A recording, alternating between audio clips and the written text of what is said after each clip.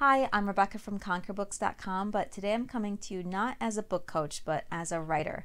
I'm starting a new series on the Conquer Books YouTube channel to share about my journey as an independent author in hopes of helping other authors so that I have something to look back on and see, where I've come from, how much I've grown, and then also to share news about my writing and my books. And at this point, I wish I had started this series earlier because there's already been so many developments, so much to talk about. So we're going to focus on that today. I'm going to tell you what I've been doing really throughout most of 2021 and where I'm heading next.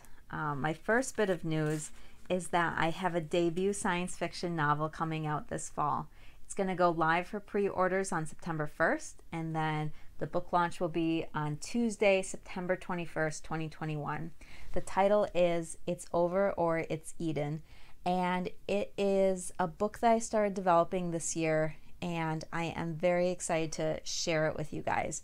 The book cover and the blurb are not yet out there in a public way. If you'd like to be the first to see those things, go ahead and go to RebeccaMZornow.com and sign up for the newsletter. You'll not only get my short story, A Fossil of Proportion, but within the coming weeks, that's where I'm going to be sharing the book blurb and the book cover first. So we're going to talk about three things, and this feels big to me. It's probably not as big to you. But my writing journey has been something that has really been evolving over the last decade. I've talked through lots of authors on their self-publishing journeys. I've talked through lots of authors on their traditional publishing journeys, and it has been a long coming thing for me to get my own book out there.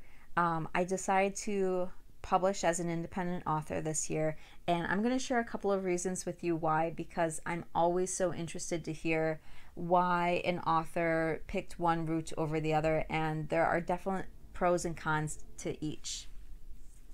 So 2020 was all on our minds constantly, and the COVID pandemic, and just the change of life, and I think that that's where the seed got planted in my mind that I was just kind of seeing my life and, my timeline and my journey in a new perspective, having a little bit extra quiet time to work on things and get things done, but also thinking through my own goals and when I want to see them happen and how much I'm willing to give up to other processes instead of having my own creative vision come to fruition. So I decided I had been writing this book, It's Over or It's Eden, and I started in late 2020 on it, and it was late winter, early spring of 2021 that I decided that, hey, I'm going to go ahead and publish this as an indie author. It was for a couple of reasons. One big one that stands out in my mind was I just was seeing so many exciting things in the indie world, and every time I saw an author make an announcement or talk about their marketing or talk about how they're running their business, I just kept thinking, oh, how would I do that? And I found that it really excited me. And as a book coach, I have a lot of knowledge of the industry, and I have a lot of self-confidence in my ability to get things moving. I really enjoy the business sides of things, so plotting out your budget, creating your timeline, all those organizational things. I feel like those are skills I have that would lend themselves really well to an indie author career. So that was when I made the decision, and I just kept reinforcing that in me, that I was really choosing myself, choosing my own writing to get it out there, and that I had this vision in my head that it was time to act on it. I really respect the traditional publishing system for a lot of reasons, but one thing that I think I got more perspective on, especially in 2021 and in 2020, was that it is a business just like anything else. And we think of these gatekeepers as gatekeepers of art. They're the ones who are deciding what is good, what is great. They're deciding what, needs to go back to the drawing board, and, you take another 10 years to try and sort out your writing skills.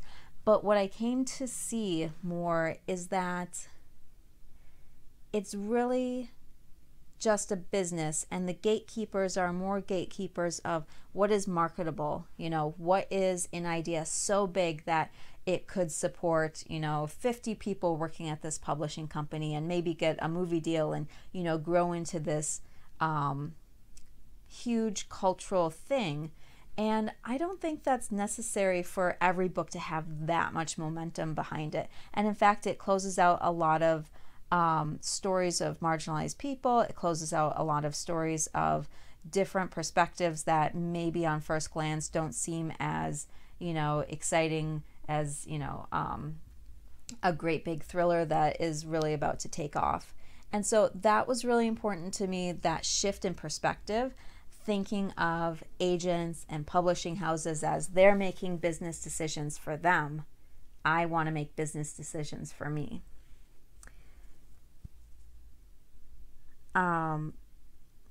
I'm also thrilled to, I know that sounds thrilling. I'm trying to find my little numbers that I wrote here.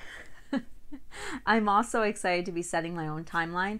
So I think that goes in conjunction with what I've been kind of explaining here, is that I have my own goals and my own dreams. So I'm going to be the one who is going out there and acting upon it and not waiting for somebody else to give me permission.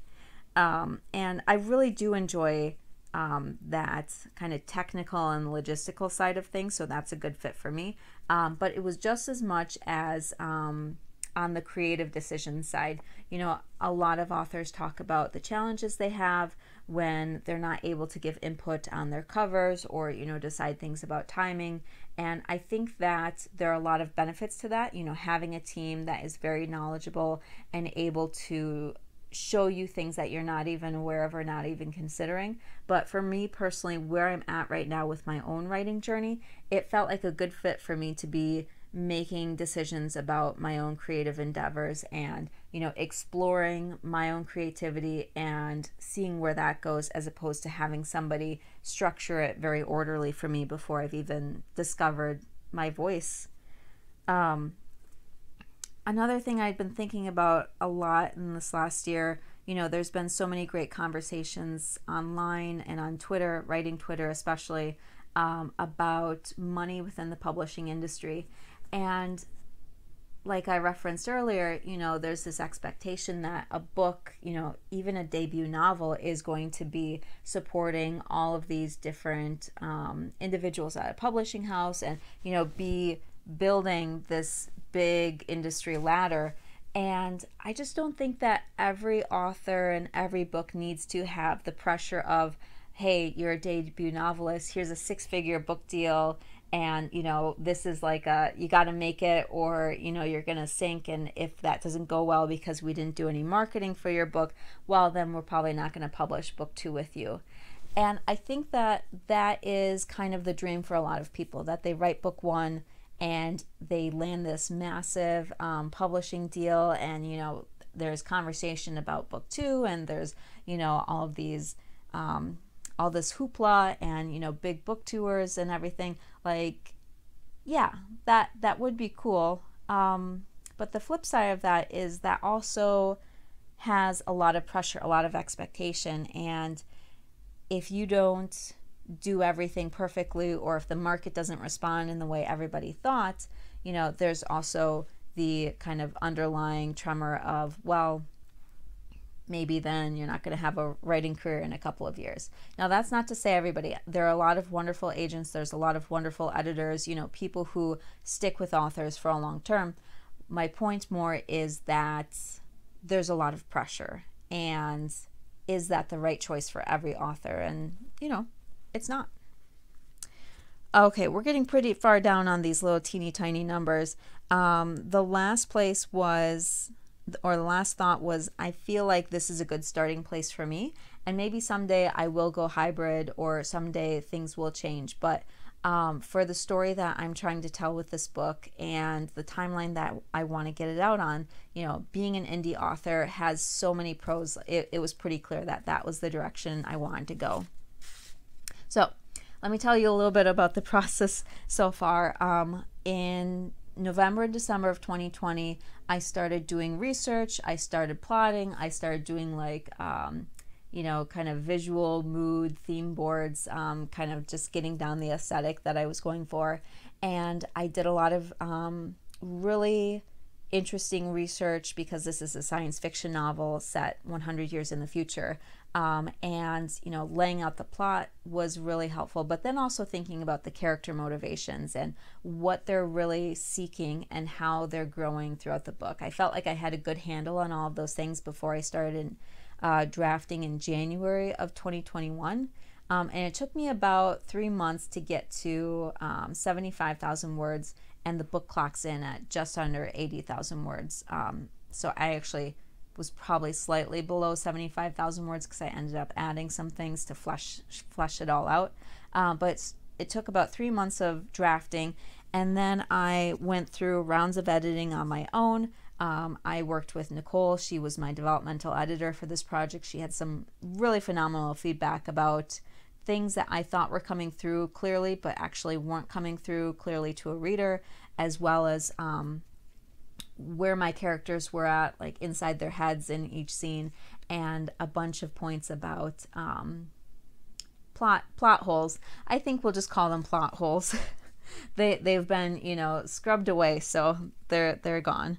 And then I did more edits on my own. I did a line edit. I worked with a copy editor to pour through the book, and I've just recently finished formatting the book, so putting it into its final print and ebook version and choosing what the title headings and, you know, the page numbers and everything looks like. And okay, this may not excite everybody, but for me, it was genuinely a very exciting process going through and like seeing how it comes through step by step.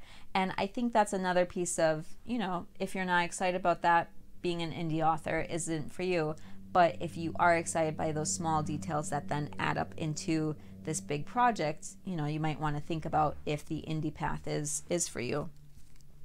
At the same time that I was doing all those writing focused things, I was also working on all of the rest of it that goes into making a book. So working on the blurb, doing keyword research and trying to make sure that the blurb was really strong, working on the book cover with a designer, and building my author website, and then general research. Like I have a very good feel for the process for self-publishing a book, but because I'm usually on the other side talking things through, I wanted to make sure that I really understood, like, okay, well, when you go to upload it, like this is what the process looks like and the program, and making sure that there's no surprises down the way. What's next? Now that I have the book in its format, I'm just taking some time to read through it carefully, looking for any last typos. What I hear from indie authors is that no matter how hard you try, there's a typo that escapes. But I think I have a lot of checks and balances in place, so hopefully we do really good with that. But most of it now is on the production side, so announcing the cover and launching that, doing the actual upload of the manuscript, getting ready for the pre-order of September 1st, the book launch on September 21st, and then all of the marketing that goes along with that. So I'm pretty much done with, you know, the manuscript. I'm just putting the final touches, like looking it over with fresh eyes whenever I can, and I'm focusing more on the production side of things. So I am going to be doing another video in August for this series, and I hope you join me.